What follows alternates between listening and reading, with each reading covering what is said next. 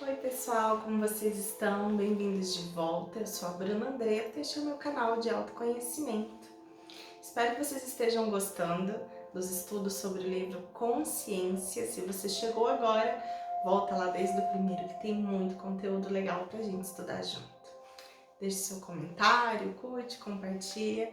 Vai ser muito importante para mim saber o que vocês estão achando. Então vamos continuar hoje no capítulo 8.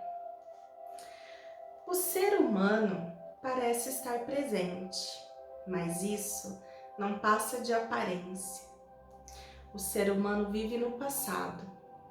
Ele passa pelo presente, mas suas raízes continuam fincadas no passado. Para uma consciência búdica, para um ser desperto, só o presente é existencial. Para a consciência comum, não consciente, adormecida, como um sonâmbulo. O passado e o futuro são reais, e o presente é irreal. Só quando a pessoa desperta é que o presente fica real, e o passado e o futuro passam a ser irreais. Por que isso acontece? Por que você vive no passado? Porque a mente nada mais é do que o acúmulo do passado. A mente é memória.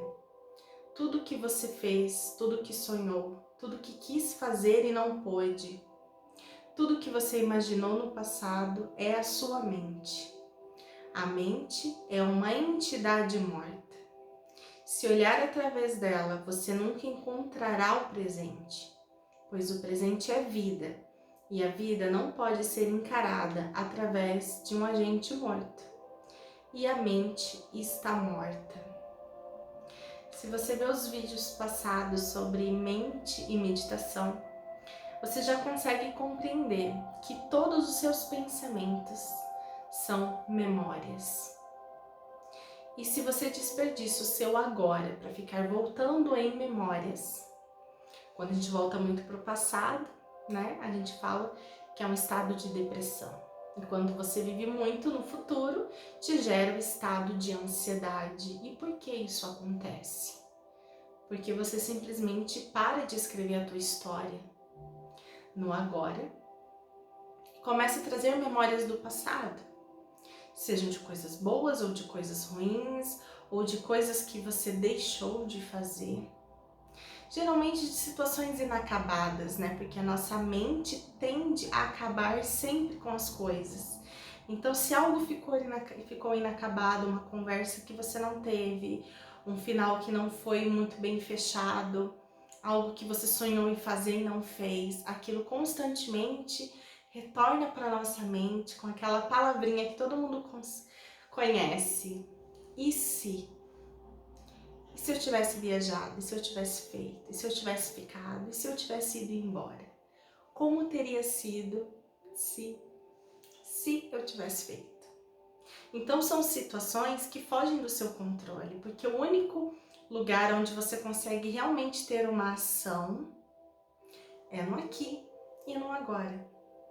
Só que a nossa mente sempre tende a nos levar para o passado ou para o futuro. Então perceba isso em você agora. Como está o seu padrão mental? Você está constantemente nessas 24 horas do seu dia. A sua mente está no passado ou sua mente está no futuro? Ou você está conseguindo manter um estado de consciência, onde você consegue usufruir de todo o potencial que tem no seu presente? Faça essa análise. Todo mundo acumula poeira. Você não só acumula poeira, como fica grudado nela. Você pensa que ela é um tesouro. O passado já foi. E por que você se apega a ele? Não há nada que você possa fazer com respeito a ele.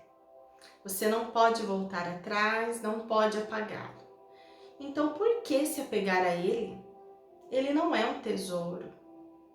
E se você se apega ao passado considerando um tesouro, É claro que a sua mente vai querer reviver várias e várias vezes. Seu futuro não poderá ser nada mais do que o seu passado modificado. Um pouco aperfeiçoado, um pouco mais decorado, mas vai ser a mesma coisa. Porque a mente não pode pensar naquilo que desconhece. A mente só pode projetar o que conhece, aquilo que você sabe. Seu futuro não será nada mais e nada menos do que o seu passado. E qual é o passado? O que você fez no passado? Seja lá o que for feito ou o que tenha sido, coisas boas ou ruins.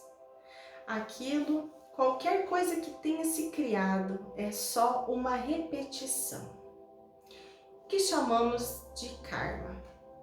Se ficou com raiva antes de ontem, você criou uma certa potencialidade para ficar com raiva novamente. Aí você repete, dá mais energia a essa raiva, esse sentimento. Você deixou mais enraizado. Você está cultivando esse sentimento. Hoje você repetirá ele novamente e com mais ímpeto, com mais energia.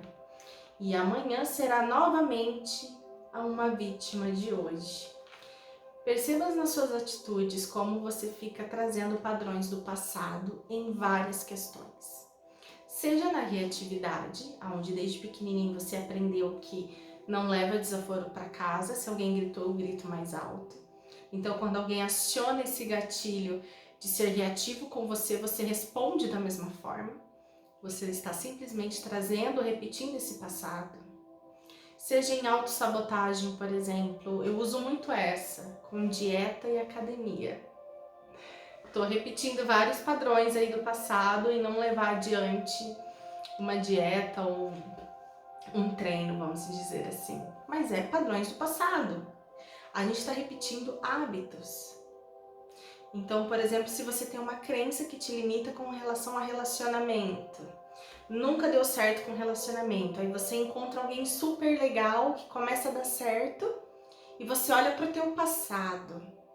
Então você repete o passado, encontrando formas de se sabotar e terminar esse relacionamento, porque no passado você foi infeliz, então eu vou repetir esse padrão.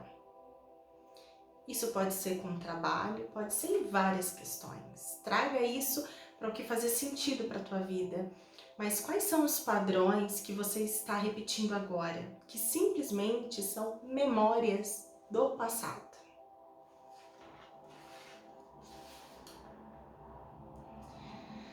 Você estará executando, mas não será o autor. Só estará fazendo isso pela força do hábito. As pessoas dizem que os hábitos são como uma segunda natureza. Isso não é nenhum exagero, pelo contrário, é uma meia-verdade. Na realidade, o hábito acaba por se tornar sua primeira natureza, enquanto a natureza passa a ser a secundária. Lentamente, o hábito passa a ser o amo e você um mero servo, uma sombra. O hábito dará o comando, a ordem, e você será apenas um servo obediente. Terá de obedecer a essa ordem. Os hábitos obrigam você a fazer certas coisas. Você é uma vítima. Os hindus dão a isso o nome de karma. Cada ato que você repete, cada pensamento, porque os pensamentos também são ações mentais, fica cada vez mais forte. E então você fica sobre o domínio dele, fica preso a esse hábito.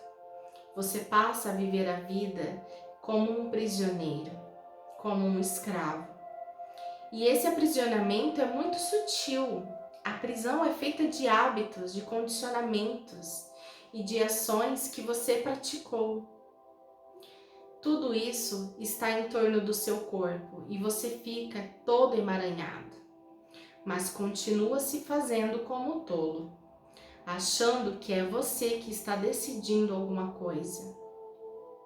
Quando ficar zangado, você acha que é você quem decide ficar. E você racionaliza e diz que a situação exigiu esse tipo de comportamento. Eu tive que ficar zangado, senão a criança ficaria mal criada. Se eu não ficasse zangado, as coisas não dariam errado.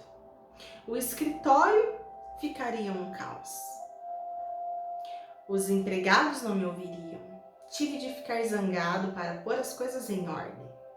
É assim que o seu ego continua a pensar que você ainda está no comando, mas na verdade você não está.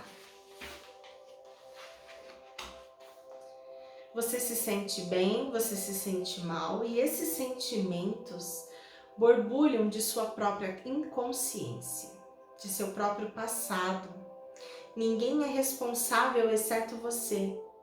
Ninguém pode te deixar zangado ou feliz. Você fica feliz por sua própria conta e fica zangado por sua própria conta e fica triste por sua própria conta. A menos que perceba isso, você continuará para sempre um escravo. O domínio do seu próprio eu você conquista quando percebe: sou absolutamente responsável por tudo que me acontece. Seja o que for que acontecer, incondicionalmente, eu sou inteiramente responsável. Essa vai ser a parte 1, para que vocês meditem sobre isso. Primeiro, que você é responsável sobre a maneira como você se sente. As pessoas podem jogar desaforo, podem fazer o que elas quiserem, elas têm o seu livre-arbítrio para ser quem elas são. E você também tem esse poder interno. Você, quando está consciente e presente, tem a total condição de exercer o seu livre-arbítrio, de decidir se você escolhe agir com reatividade ou se você escolhe agir de uma forma amorosa, se você vai dizer sim, se vai dizer não, se vai parar de falar, se vai brigar. Mas isso precisa ser uma escolha consciente, porque só você tem o poder de decidir como você vai agir e como você vai se sentir com relação às coisas que te acontecem de forma externa. Mas esse poder só é exercido no estado de presença, quando você está aqui e agora, consciente do seu pensar, sentir e agir. A gente se vê na próxima. Tchau!